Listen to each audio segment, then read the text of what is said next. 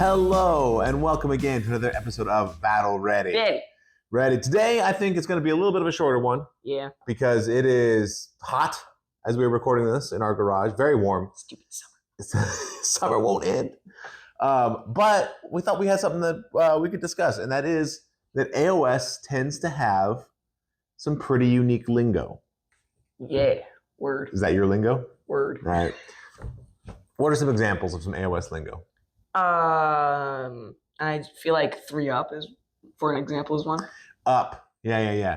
When in order to say, oh, you need to roll a 3 or higher, you just say 3-up. Yeah. Because I had a friend over last week, and just introduced him to Warhammer, played a Spearhead game, and I kept noticing he was saying on a 3+ or a 3 or higher. Mm-hmm. Yeah. So lots of the things in Warhammer they save you time. They're easier to say, right? But I think they need to be taught, right? Yeah. You know, the calling a dice a D6 or a D3, right? That is, if you've never played games before, that might be a new concept, but I think something like that is more, like if you've ever played Dungeons & Dragons or something, they talk about all that kind of stuff. So that terminology is would be very familiar. But stuff like saying a 3-up is pretty uncommon, unique to Warhammer, or at least to wargaming in general, right? And so if you've been, playing board games or playing other stuff, even if you're sort of a gamer generally, that's one you might not know. Mm. Another one, I think that it gets used a lot, especially in writing, maybe not so much in tabletop, in talking, but in writing, and that is abbreviations for all the factions. Mm. Right? It's not, you don't write out Daughters of Cain. Doc. Right? Magnakin of Nurgle. You're just like MON. Long. Sons of Behemoth, SOB. Right? So you have these abbreviations, and if you're not aware of them, that could be, it's like, oh, are you going to play OBR? OBR? Oh, that's a good one. You're going to play OBR? And that person's going to be like, maybe. Oversized banana apocalypse. That would be OBA. Oh, banana. Oversized banana revolution. We're going to work on your spelling. So, yeah, I think that's one. But there's a couple other ones. For example, just like you shorten 3 or higher to 3-up, shorten battle tome to tome. Or I say book. Or book, yeah. And there's some things that I think are fairly unique to Warhammer, and that's your card is called a war scroll. Yeah. So it's like, what's your war scroll abilities? Huh? Right? If you don't know. Yeah, we always just say card. Yeah, we do say card. But it's like, if you don't know that that's what it's called, and somebody asks you what your war scroll spell is, does he have a war scroll spell? Mm. It's like, what? Although we usually say inborn spell or built-in. I don't usually say that. I think maybe you say it sometimes. Sometimes I say built-in. Okay. So I think that there's a lot of lingo out there that can be at least unfamiliar.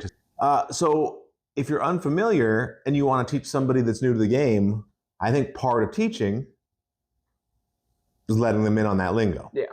Now, Drake just taught somebody a Spearhead. Yeah. Spearhead. Taught somebody a Spearhead game. He enjoyed it. Yeah. Drake cheated a whole bunch. Once. One cheat. It was unintentional. It was an unintentional But it was cheat. a really big one. But it did have a big effect.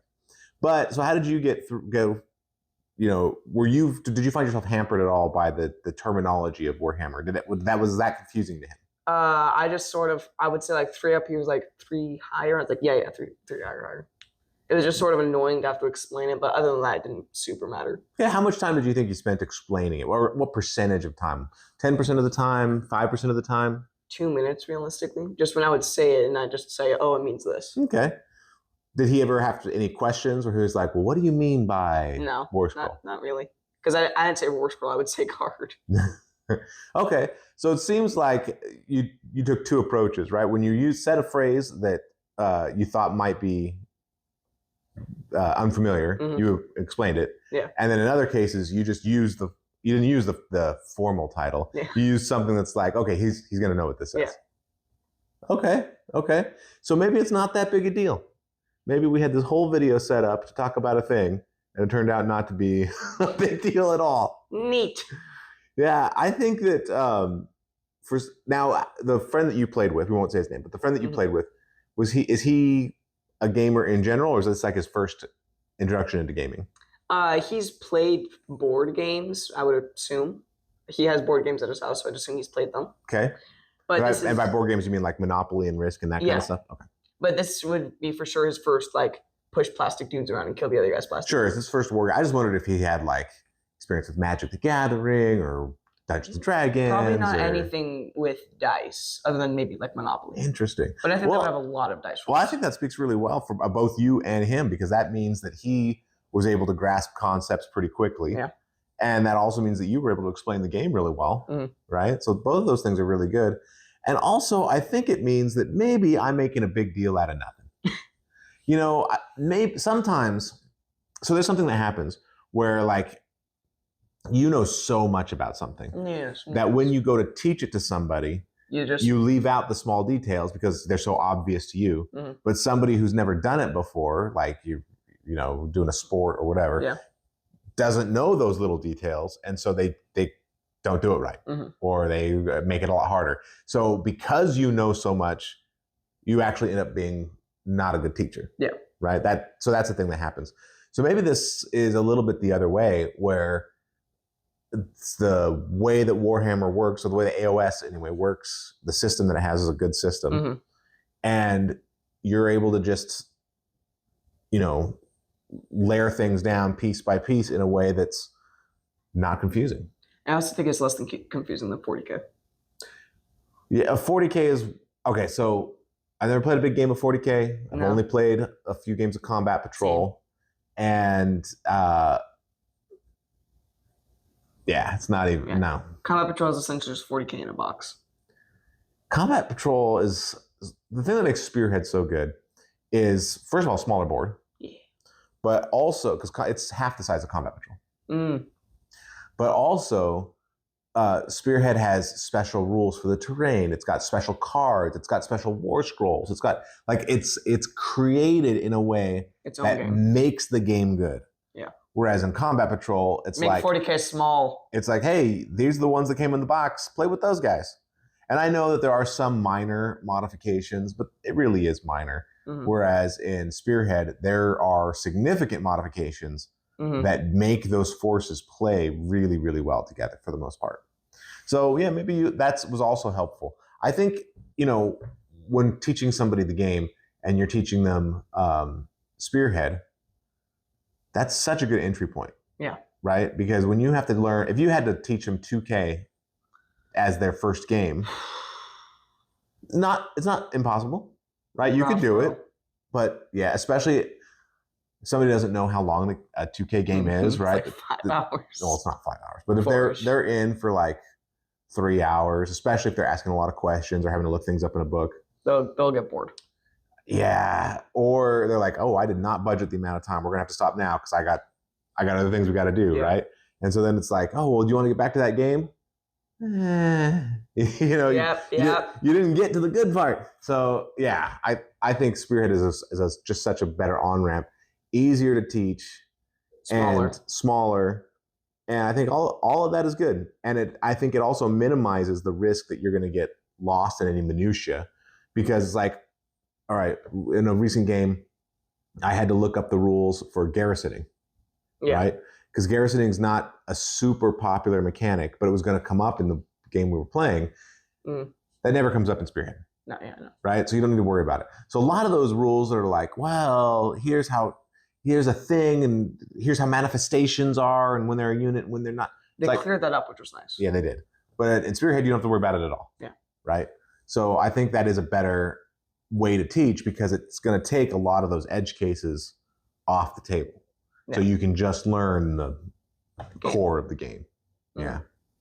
Okay. Well, you know, it sounds like, at first I thought, you know, there is a lot of terminology that's unique to Warhammer, or at least to tabletop wargaming. I think within the tabletop wargaming world, a lot of those things have spread and become more generic. Yeah. But outside of that world, not so much. But apparently that is no real barrier. There's no real barrier to teaching people how to play the game, which is good. Yeah. Which is good. And I'm especially heartened to hear that that happened for this particular friend. If he doesn't have a big gamer background and he was still able to pick it up, because he played well, right? Yeah. He was still able to pick it up and had fun with it. Yeah. So I think that Warhammer obviously does have its own lingo. And for players that are really into it, you create your own. But did he understand it when you said, "Oh, these guys are going to get a buff or a debuff"? The biggest thing that he didn't understand was objective, how control points worked. I sort of explained it like, okay, the control point stands for how good a guy's at standing on circles. How good he is at standing on circles. That's true. And so we count up each guy's worth a certain amount of control points, and whoever has more control points controls the objective. Yeah, that's right. Yeah. Okay, well, that's very cool. So with all that, let us know in the comments below what you think. Is this something that's not a big deal and easily taught, or did we just get luck out and get the savant friend who knew exactly how to land in with the gamer lingo? All right, any final thoughts? I think we got it. All right, this has been another episode of Battle Ready. Ready. Thanks so much for watching. Yeah.